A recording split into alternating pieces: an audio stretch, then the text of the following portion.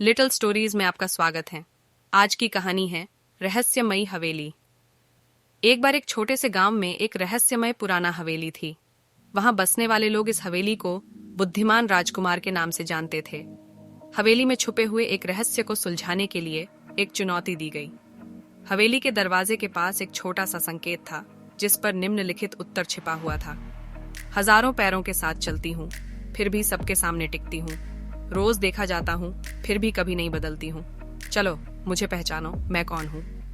गांव के बच्चों ने इस रहस्य को सुलझाने के लिए सोचना शुरू कर दिया। वे विभिन्न विचारों पर विचार करने लगे और अपने दोस्तों के साथ यह रहस्य हल करने के लिए एक नया यात्रा प्रारंभ की। पहले उत्तर के अनुसार बच्चों ने हवेली के चारों ओर खोज की शुरुआत की।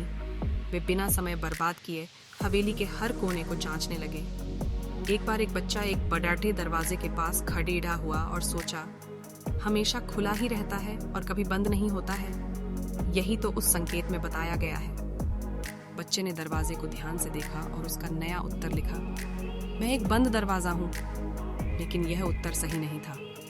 बच्चों को और भी मेहनत करनी पड़ी। फिर एक बच्ची एक छोटे जहाज के पास आई और सोचने लगी, यह तो दूसरे सभी जगहों से अलग है।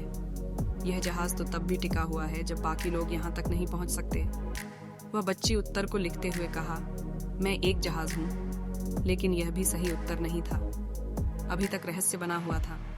अंततः एक बच्चा वहां खड़ा हुआ और एक नया सुझाव दिया, हमेशा सबके सामने टिकी रहती हूँ, यह उत्तर सही हो सकता है। वह बच्चा उत्तर को लिखते हुए कहा, मैं एक घड़ी हूँ। और हाँ, वह सही उत्तर था। उस छोटे संकेत ने बताया था कि उत्तर घड़ी है।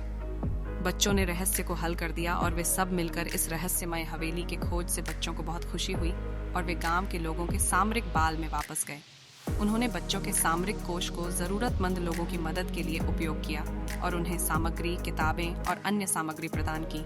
इस प्रक्रिया में गांव की समृद्धि और सामाजिक उद्धार दोनों हुई। बच्चों ने एक अद्वितीय और अनुभवपूर्ण यात्रा की और वे अपनी मेहनत के फलस्वरूप न केवल रहस्यमय हवेली का रहस्य हल कर सके, बल्कि अपने सामरिक बाल के माध्यम से लोगों की मदद कर सके। यह एक सुखद अंत है जो दिखाता है कि जब हम साथ मिलकर काम करते हैं तो हम रहस्यों को सुलझा सकते हैं और दूसरों के जीवनों में खुशियों का निर्माण कर सकते हैं। और इसी के साथ आज की हमारी कहानी यहीं पे समाप्त होती है।